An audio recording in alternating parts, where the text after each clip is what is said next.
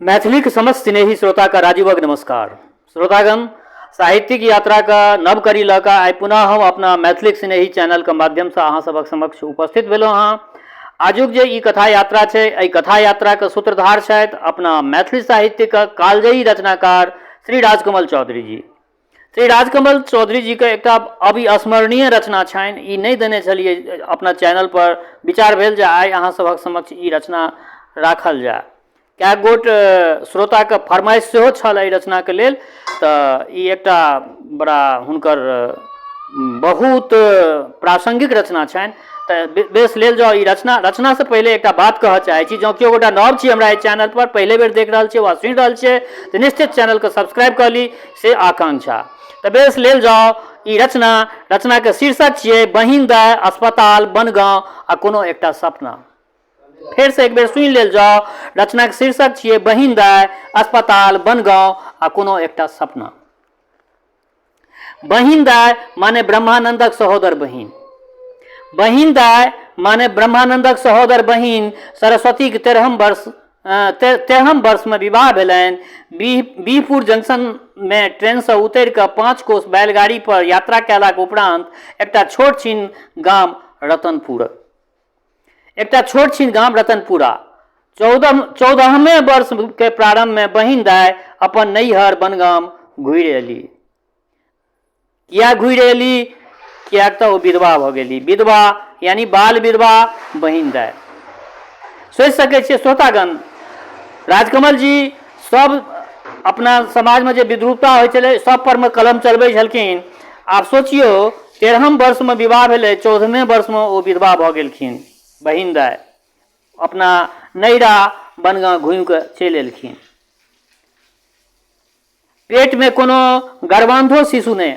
गर्भांध शिशु ई कहै छै जे पति के रहैत ओकर बच्चा के जे छै से प्रादुर्भाव भऽ जाइ छै, परंच जन्म से पहले बच्चा जे मरि जाइ छै तऽ ओ गर्भांधो कोनो शिशु नहि। बाँहि में, कान में, गर्दन में कोनो गहना नहीं, आ नहि कोनो दाग, आगि में झरकि जयबाक अथवा छिपल आसन बासन के पाकि जयबाक कोनो चेन नहीं। आंगुर में एकटा 4 आना भरि औंठियो नहीं। जहिना गेल छली ठीक ताही अवस्था में, ताही वयस में, ताही अभिलाषा में बनगाम घुरि कऽ चलि एली। मुदा आँखिक पिपनी पर एक बुन नोर नहीं छलनि। किया रहते श्रोतागण? बुझि सकै छियै 13-14 वर्ष का अवस्था में की ज्ञान रहै छै। आँखिक पिपनी पर एको बुन नोर नहीं छलनि। एक ठोस कारिखक रेख नहीं छलनि बहिन दाय के चेहरा पर। ककरा कहै छै कानब? एकटा विधवा युवती, मैथिल ब्राह्मण परिवारक एकटा सद्य विधवा युवती कोना कनैत अछि, कोना राति भरि, दिन भरि, जीवन भरि कनैत रहैत अछि, से विषय, से कला, से जीवनचर्या हुनका बुझल नहीं छलनि बहिन दाय के। ब्रजनाथ बाबू बजला, हमर बेटी नहीं कानत। हम ही बता छलहुँ जे एकटा 45 वर्षक द्वितीय वर्ष बियाह करेलहुँ, ई हमरे दोख छल। आबो मुदा हमर बेटी कानत नहीं। हमर सरस्वती प्राइवेट से मैट्रिक पास करत, ट्रेनिंग करत, गामे के कन्या पाठशाला में मास्टरनी भऽ जायत। मुदा सेहो नहीं भऽ सकली। 7-8 मासक बाद ब्रजनाथ बाबू मिडिल स्कूल के हेड पंडित स्वर्गवासी भऽ गेला। पितोजी चलि गेलखिन। रहि गेली बहिन दाय, रहि गेला जेठ भाई ब्रह्मानंद आ छोट भाई जीवानंद, आ रहि गेल दुनू भाई के छोट छीन परिवार, पत्नी, कन्या, पुत्र, जौन हरबा आ माझिल बहिन दाय। बियाह से पहिनो बहिन दाय प्रत्येक दिन अन्हार भेलाक उपरांत लक्ष्मीनाथ गोसाई के कुटी दिस नित्य जाइत छली।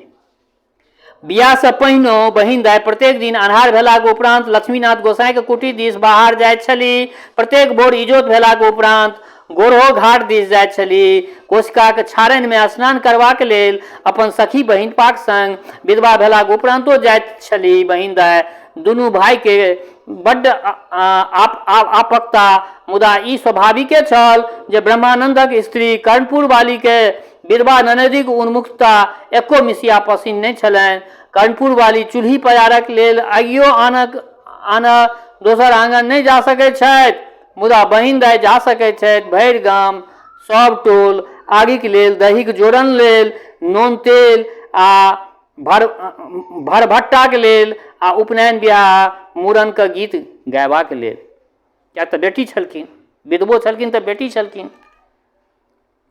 चारिम घटना इहो भेल जे छोट भाई जीवानंद अपन स्त्री श्रीमती जगतारिणी देवी मैट्रिक फेल आ अपन 2 संतान के गाम में राखि टाटा कंपनी के नौकरी में टाटा नगर चलि गेला। कर्णपुर वाली पूर्व दिस जति, जगराग्नि जति पश्चिम दिस। ब्रह्मानंद केवल भोजन करबाक हेतु आ केवल शयन करबाक हेतु आंगन एता। आंगन में एक छत्र साम्राज्य रहत, स्त्रीक साम्राज्य। आंगन में एक छत्र साम्राज्य रहत, स्त्रीक साम्राज्य। कर्णपुर वाली धान बेचती, टका उधार पैंच करती, गिरथाइन गिरहतनी बनल रहती, आ जगतारिणी अपना कोठली में सुतल पड़ल बैसल पान सुपारी खेती, सिलाई कटाई करती, चोरा के मूंग आ मकई बेच लेती। ई स्त्री के दशा छले श्रोतागण। भानस करती, दुनू भौजी के 7 संतान के स्नान करौती, जौन हरवाहा के बोइन देती, आ अवकाश के समय में ए आंगन ओ आंगन, ई गीत ओ गीत, ई व्रत ओ उपास करती पहिन दाइ। ई दशा छलै ओहि टाइम में। सब गोटा जनै छी राजकमल चौधरी एकटा सशक्त हस्ताक्षर रहला अपना मैथिली साहित्य के। गामक रसिक उत्साही मानवतावादी प्रेमी समाजसेवी प्राउड युवक सभा ब्रजनाथ बाबू मिडिल स्कूल का स्वर्गीय हेड पंडित परिवार आ परिवारक घटन विघटन में कनिए समीप से एक रत्ती आसक्त उत्सुकता से देखैत रहला, जेना इजोरिया राति जंगलक कात कोनो धार में हरिनक झुंड पानि पीबैत रहैत अछि, आ अन्हार में जंगल में गाछक और में ठाढ़ कोनो नरभक्षी बाघ सिनेह आ उत्साह से हरिन सबके देखैत रहैत अछि, जे कोन हरिनक मांग सबसे सुअदगर होयत, कोन हरिन आक्रमण पर केला पर विरोध नहीं करत।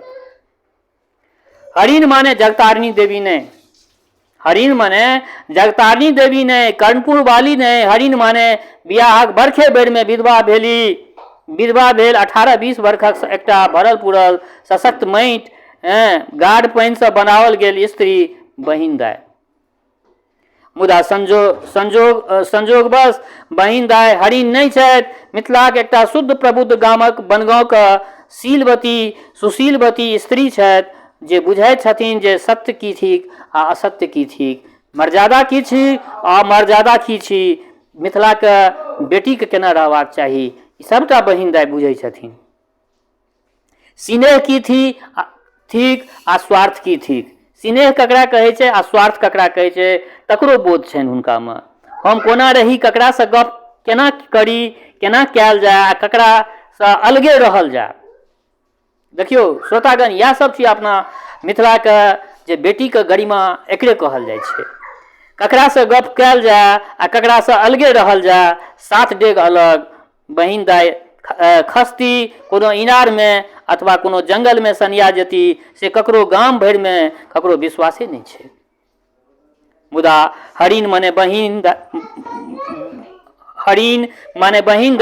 हरिन माने बनगांव के जंगल में असगर ठाढ़ बहिन दाइ, दोसर कोनो स्त्री नहीं, एकमात्र ओ नवयुवती जकरा एके संग 2टा भौजी के प्रताप कहा सुनी वादी वा विवादी स्वर सुनऽ पड़ैत छैक। बहिन दाइ के घटना पर जीवन गाथा में एकटा नवीन परिच्छेदक प्रारंभ होइत अछि, जखन 10वीं छुट्टी में दुनू भाई ब्रह्मानंद आ जीवानंद गाम अयला। आंगन में परिस्थिति से त्रस्त भ 2 मास पहिने ब्रह्मानंद काशी चल गेल छलाह। 10वीं से 4 दिन पहिने ओ टाटा नगर गेला। बहुत दिन से इस्पातक कारखाना देखबाक इच्छा छलनि। ब्रह्मानंद प्रगतिशील लोक छथि, एक बेर अपने इलाका में MP के संगे दिल्ली जाके पार्लियामेंट सेहो देख आयल छथि। टाटा नगर से दुनू भाई संगे बनगाम अयला साँझक ट्रेन से। रातिये में जगतारिणी देवी अपन स्वामी जीवानंद के कहलनि जे कर्णपुर वाली 3 बोरा धान चोरा के बेच लेने छथि। आ राति में कर्णपुर वाली अपन स्वामी ब्रह्मानंद से बजली जे जगतारनी कनिया भिन्न भ जयबाक लेल तलफल कऽ रहल छथि। ब्रह्मानंद पूछलथिन अहाँ से झगड़ा करैत छथि? नहीं, हमरा से नहीं। हुनका ई पसीन नहीं जे बहिन दाई नैहर में रहैत बहिन दाई चलि जाइत कतौ परा जाइत तकरे चेष्टा में रहैत छथि। सदिखन अहाँके भावो तैं आप भिन्न होबऽ चाहैत छथि। कर्णपुर वाली उत्तर देलथिन। ब्रह्मानंद आँखि बुनि के करोट फेर लेलनि। ब्रह्मानंद आँखि मुनि कऽ करोट फेर लेलनि, तकिया में मुँह नुका लेलनि, सुति रहला। एहन बुद्धिहीन कियाक छै जगतारनी कन्या? पश्चाताप होबऽ लगलनि जे एहन बुद्धिहीन जगतारनी कन्या किया छथिन। विजयादशमी के प्राते दुनू भाई भिन्न भऽ गेला। अब सुनियो, कथा में मोड़ एले हैं। विजयादशमी के प्राते दुनू भाई भिन्न भऽ गेला। रामेश्वर बाबा पंच छला। निर्णय भेल जे जीवानंद पुरनका घड्डी पर बसता। एक मासक भीतरे खपड़ेल के घर ठाढ़ कऽ लेता। 5-5 बीघा खेत दुनू भाई के हिस्सा में पड़लनि। महिषक दाम लगावल गेल 480 टका। से महिष ब्रह्मानंद कीन लेलनि आ अपन हिस्सा के एकटा गाय दोसरे दिन जीवानंद अपना बाल संगी बिल्लट झा के हाथे 350 टका में बेच लेलनि। पंचायती के निर्णय से परवरिशक हेतु बहिन दाई के भेटलनि। पुरनके आंगन में पुबरिया दिसक छोट छीन कोठली आ पुबरिये 22 कट्ठा खेत, एके ठाम 22 कट्ठा छीटल बिछल सीटल उर्वर प्लॉट। ब्रह्मानंद आ जीवानंदक संपत्ति बंटवाराक समय जयदेव सेहो उपस्थित छलाह। जयदेव सेहो छलखिन ओहिठाम। जयदेव चौधरी व्यवसाय से पत्रकार छथि। जयदेव चौधरी व्यवसाय से पत्रकार छथि। नामी गामी पत्रकार। कोनो पैघ अखबार में पैघ पद पर काज करैत छथि। गामक नवयुवक वर्ग में सबसे प्रतिष्ठित आ सुसंस्कृत लोक 3 मासक छुट्टी लऽ कऽ गाम आयल छथि। इलेक्शन में काज करबाक लेल जयदेवक अभिन्न मित्र परशुराम यादव संयुक्त सोशलिस्ट पार्टी के टिकट से MLA के पद पर उम्मीदवार छथि। जयदेवक चेष्टा से इलाका के अधिकांश ब्राह्मणक वोट परशुराम यादव के प्राप्त भऽ जेतनि। लोक ई बुझत जे परशुराम गुआर नहीं, जयदेव ब्राह्मण चुनाव में ठाढ़ भेल छथि। अपना इलाका के सम्मानित लोग हिनके पैरवी से बीडीओ बनगांव इलाका से बदल कऽ राजनगर इलाका चल जाइत अछि। हिनके पैरवी से बेनी माधव झा हाईकोर्ट से खूनी मुकदमा जीत गेल छलाह। प्रतापी लोक छथि जयदेव। बंटवाराक समय जयदेव स्वेच्छा से बहिन दाई दिस से ठाढ़ भऽ गेला। कहलनि जे 22 कट्ठा ई सौंसे प्लॉट बहिन दाई के दऽ देल जाय आ गाछी में सेहो किछु हिस्सा देल जाय। नहियो कि तऽ बिज्जू आ कलमी आमक 10टा गाछ।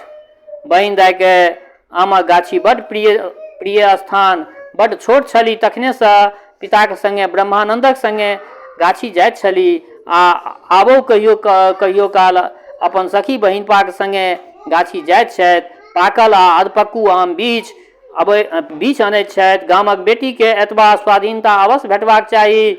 जयदेव गाछी के नाम लेलनि तऽ बहिन दाई मोने मोन अत्यंत प्रसन्न भेली। 12टा गाछ, 8 गाछ सरही आम, 3 गाछ मालदह, 1 गाछ बम्बई आम बहिन दाई के जयदेव के प्रयत्न से भेट गेलनि।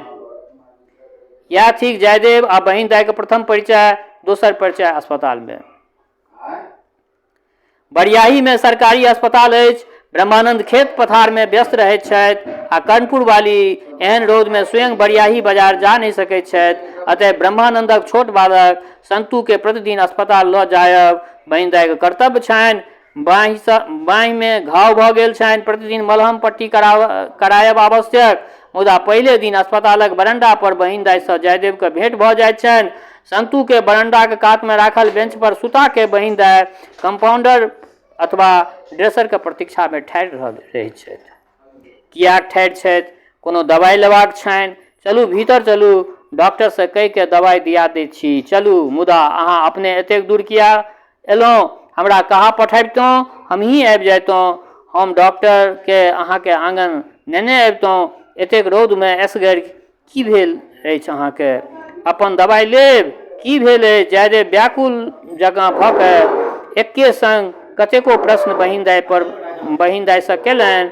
दुपहर एखन नहि भेल छल, तेँ बहिन दाइके शरीर आ संपूर्ण जीवनमे एखन दुपहर भेल छल, आ ने बरियाही अस्पतालमे एहि रोगग्रस्त वातावरणमे एखन दुपहर भेल छल।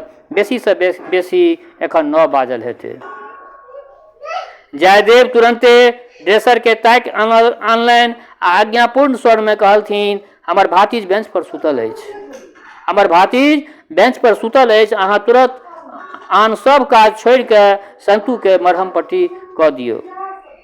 ड्रेसरके बुझल छै जे डॉक्टर साहब जयदेवके आदर करैत छथि, आदर सेहो आ भाय सेहो। ड्रेसर साहब अपन औजार आ दवाइके व्यवस्थामे दौड़ला। संतूक घाव तुरंत दुरुस्त करबाक हेतु आ अस्पतालक बरंडामे बड़ी काल धरि ठाढ़ रहला जयदेव, आ बड़ी काल धरि मुड़ी निहुरौने कखनो कखनो आँखि ऊपर उठा के जयदेवके देखैत बहिन दाइ ठाढ़ रहली। ड्रेसर जखन तेसर बेर जयदेवके टोकलकनि, ड्रेसिंग भऽ गेल जयदेव बाबू, बहिन दाइ बच्चा कानि रहल अछि। जयदेव बाबूके तखन होश भेलनि, जेना ओ एतबा काल धरि अपना होशमे नहि छलाह। बहिन दाइ लजा के बजली, आब हम जाइत छी, काल्हि एही बेरमे अस्पताल आयब। आब सौंसे अस्पताल बहिन दाइके चिन्ह गेल छनि। जयदेवके कारण डॉक्टर SN झा MBBS एहि मध्य 2 बेर ब्रह्मानंदक आंग ब्रह्मानंदके संग भऽ आयल छथि, ई बुझि कऽ जे हुनकर एकमात्र मित्र जयदेव बाबू बहिन दाइ आ बहिन दाइके परिवारक प्रति आकृष्ट छथि, बड़ आकृष्ट छथि जयदेव। 15 दिनक बाद अथवा 22 दिनक बाद अथवा 27 दिनक बाद जयदेव अस्पतालक बरंडा पर कुर्सी पर बैसल छथि।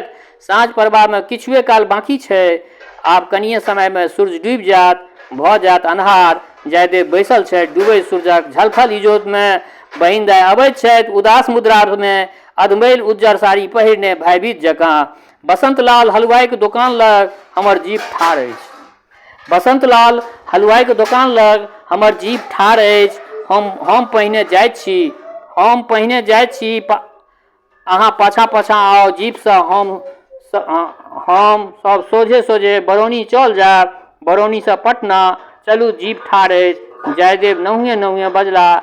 जयदेवक प्रस्ताव सुनि कऽ बहिन दाइ आतंकित भऽ गेली, जेना एतेक काल धरि एतेक दिनसँ ओ मात्र एकटा कोनो सपना देख रहल छलीह, आ एखन अस्पतालक एहि एकांत संध्यामे ओ सपना टूटि गेल अछि।